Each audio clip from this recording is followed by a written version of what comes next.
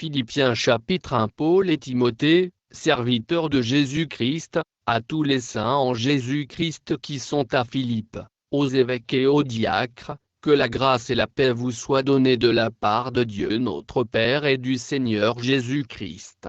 Je rends grâce à mon Dieu de tout le souvenir que je garde de vous, ne cessant, dans toutes mes prières pour vous tous, de manifester ma joie au sujet de la part que vous prenez à l'Évangile, depuis le premier jour jusqu'à maintenant. Je suis persuadé que celui qui a commencé en vous cette bonne œuvre la rendra parfaite pour le jour de Jésus-Christ. Il est juste que je pense ainsi de vous tous, parce que je vous porte dans mon cœur, soit dans mes liens, soit dans la défense et la confirmation de l'Évangile, vous qui tous participez à la même grâce que moi. Car Dieu m'est témoin que je vous chéris tous avec la tendresse de Jésus-Christ.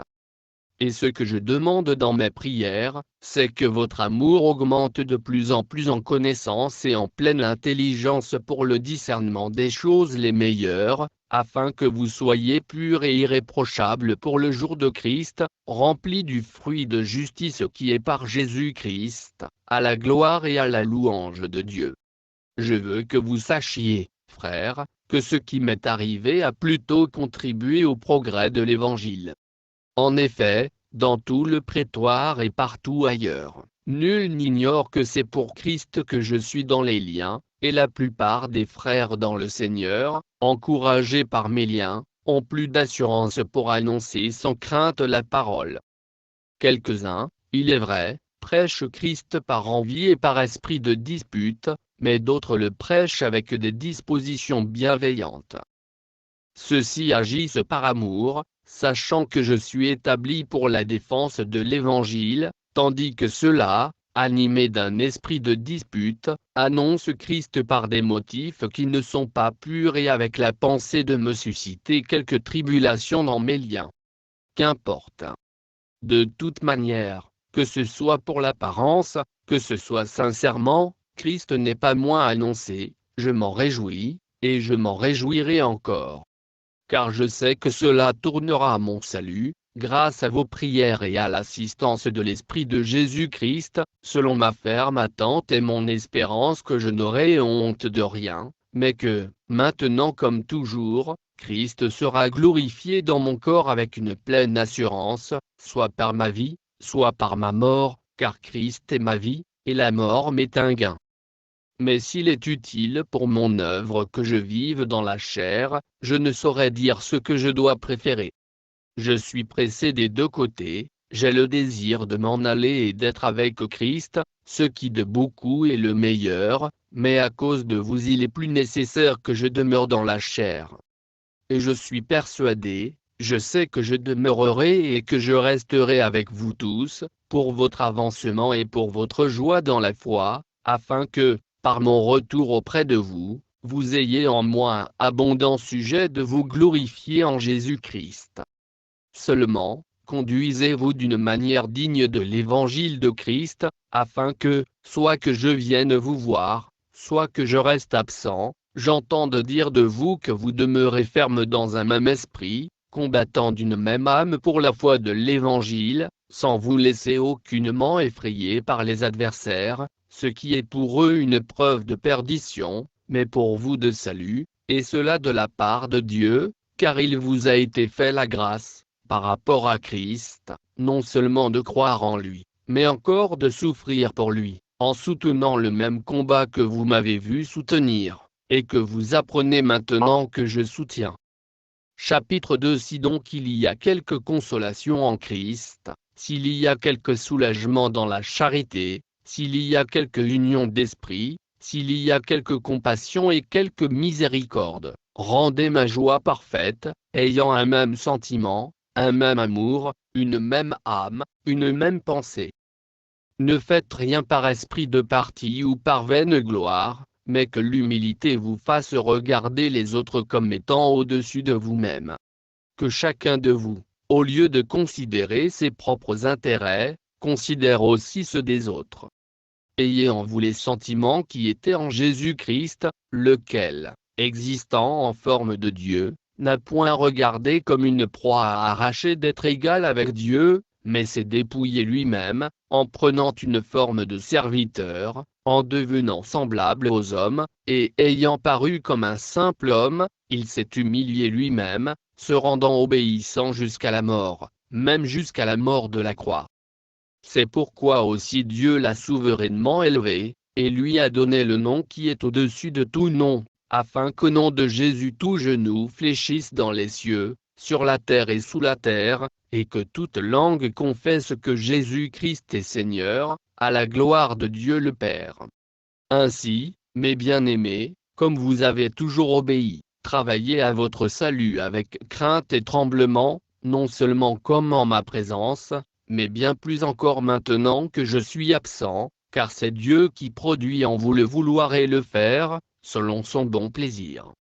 Faites toutes choses sans murmure ni hésitation, afin que vous soyez irréprochables et purs, des enfants de Dieu irrépréhensibles au milieu d'une génération perverse et corrompue, parmi laquelle vous brillez comme des flambeaux dans le monde, portant la parole de vie, et je pourrai me glorifier, au jour de Christ, de n'avoir pas couru en vain ni travaillé en vain. Et même si je sers de libation pour le sacrifice et pour le service de votre foi, je m'en réjouis, et je me réjouis avec vous tous. Vous aussi, réjouissez-vous de même, et réjouissez-vous avec moi.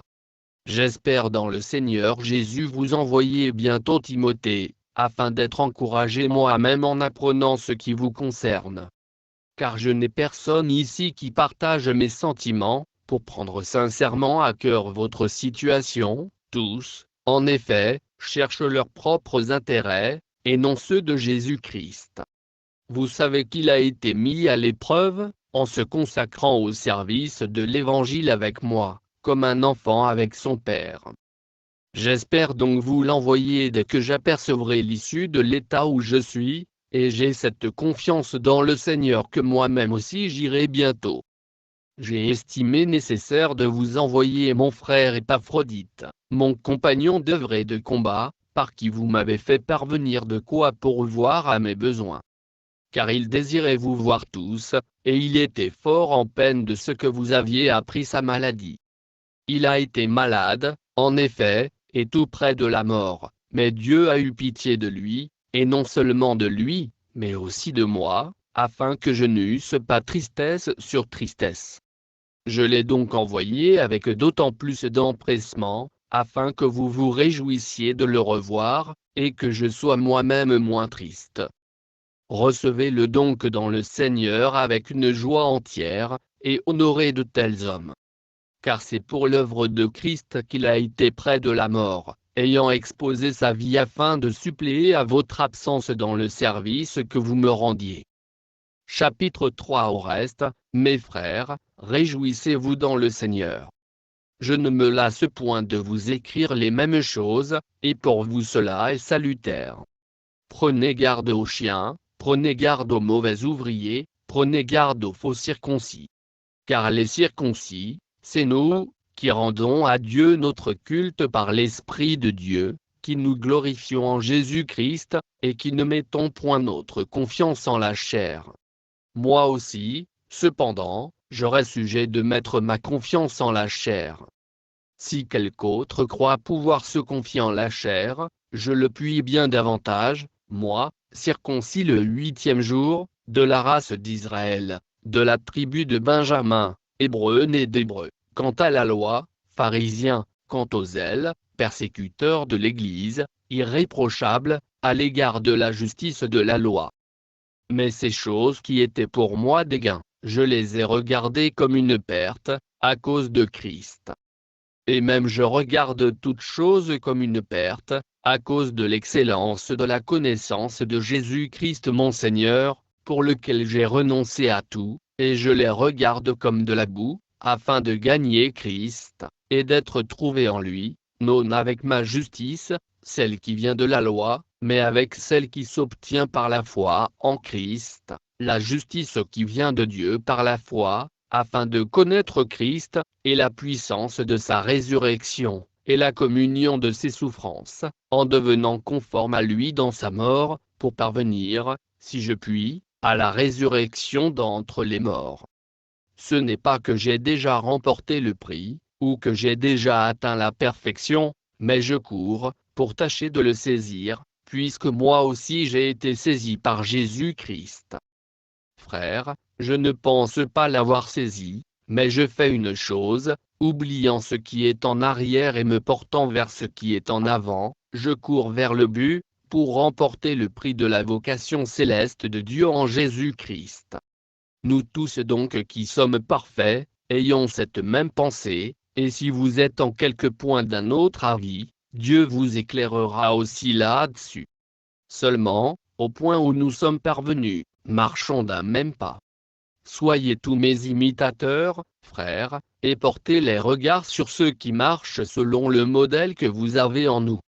Car il en est plusieurs qui marchent en ennemis de la croix de Christ, je vous en ai souvent parlé, et j'en parle maintenant encore en pleurant. Leur fin sera la perdition, ils ont pour Dieu leur ventre, ils mettent leur gloire dans ce qui fait leur honte, ils ne pensent qu'aux choses de la terre.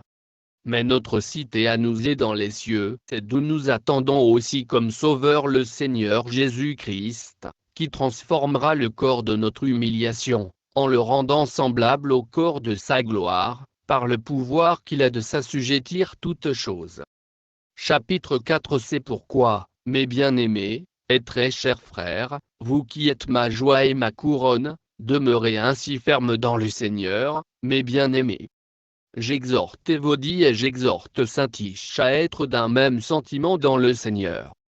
Et toi aussi, fidèle collègue, oui, je te prie de les aider, elles qui ont combattu pour l'Évangile avec moi, et avec Clément et mes autres compagnons d'œuvre, dont les noms sont dans le livre de vie. Réjouissez-vous toujours dans le Seigneur, je le répète, réjouissez-vous. Que votre douceur soit connue de tous les hommes. Le Seigneur est proche. Ne vous inquiétez de rien, mais en toute chose faites connaître vos besoins à Dieu par des prières et des supplications, avec des actions de grâce.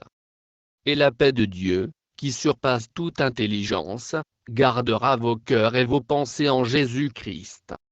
Au reste, frères, que tout ce qui est vrai, tout ce qui est honorable, tout ce qui est juste, tout ce qui est pur, tout ce qui est aimable, tout ce qui mérite l'approbation, ce qui est vertueux et digne de louange, soit l'objet de vos pensées. Ce que vous avez appris, reçu et entendu de moi, et ce que vous avez vu en moi, pratiquez-le. Et le Dieu de paix sera avec vous. J'ai éprouvé une grande joie dans le Seigneur de ce que vous avez pu enfin renouveler l'expression de vos sentiments pour moi, vous y pensiez bien, mais l'occasion vous manquait.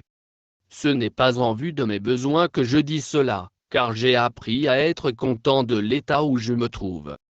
Je sais vivre dans l'humiliation, et je sais vivre dans l'abondance. En tout et partout j'ai appris à être rassasié et à avoir faim, à être dans l'abondance et à être dans la disette. Je puis tout par celui qui me fortifie. Cependant vous avez bien fait de prendre part à ma détresse. Vous le savez vous-même, Philippiens, au commencement de la prédication de l'Évangile, lorsque je partis de la Macédoine, aucune église n'entra en compte avec moi pour ce qu'elle donnait et recevait, vous fûtes les seuls à le faire, car vous m'envoyâtes déjà à Thessalonique, et à 2 reprises, de quoi pourvoir à mes besoins. Ce n'est pas que je recherche les dons, mais je recherche le fruit qui abonde pour votre compte. J'ai tout reçu, et je suis dans l'abondance, j'ai été comblé de bien, en recevant par Épaphrodite ce qui vient de vous comme un parfum de bonne odeur, un sacrifice que Dieu accepte, et qui lui est agréable. Et mon Dieu pourvoira à tous vos besoins selon sa richesse, avec gloire, en Jésus-Christ. À notre Dieu et Père soit la gloire au siècle des siècles.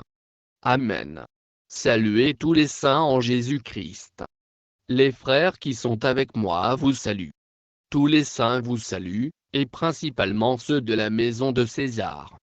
Que la grâce du Seigneur Jésus-Christ soit avec votre esprit.